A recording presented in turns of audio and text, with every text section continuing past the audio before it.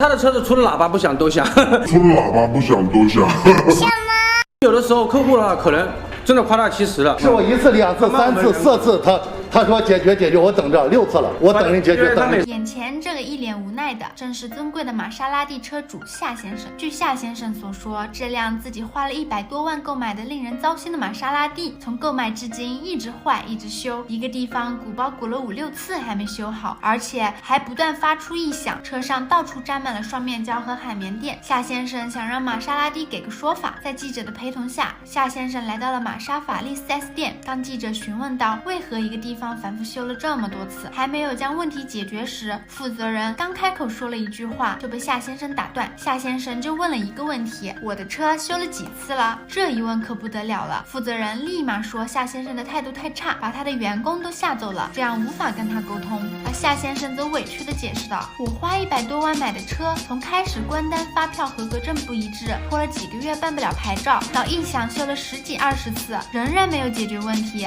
自己这不是在花钱买气受吗？而负责人的一句话让夏先生啼笑皆非。你看他这个态度，我怎么跟他说的，对不对？因为我们员工要离职，他每次都骂我们员工，每次来骂骂咧咧，我们的员工都非常怕，都不想修他这个车子。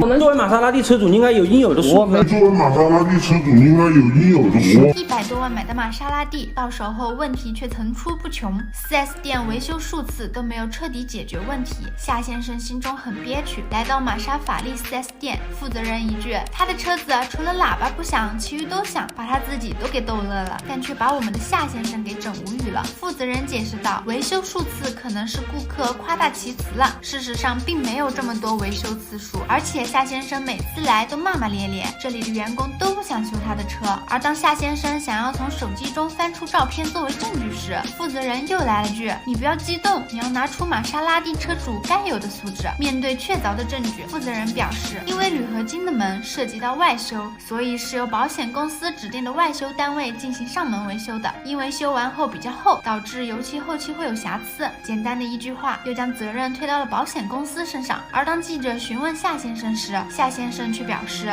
自己对于车辆外修毫不知情，是指定放在 4S 店维修，并没有任何一方来通知自己。面对 4S 店的推脱，夏先生联系上了保险公司的业务员，咱是叫了那个第三方专业修这种机构过来修了。为啥不通知我嘞4S店会不给你通知吗？没人通知。自己花了大价钱买来的玛莎拉蒂，又是鼓包又是异响，修了数次都无法解决问题。4S 的负责人表示，这次外修是保险公司负责的，有问题你找他们去。而保险公司的业务员面对记者的质疑，客户指定 4S 店修，保险公司能找外修人员来修的问题时，业务员先是假装信号不好，片刻后更是直接挂断电话，再打就是通话中了。当记者询问 4S 店负责人，如果车是正常的，车门后座和靠垫上需要塞胶条吗？负责人表示，这种情况是不一定的，具体需要向维修技术人员了解，但是今天正好技术经理休息，所以今天是无法给出答案的。夏先生表示，只需要解决车内异响和鼓包的问题，他就心满意足了。最后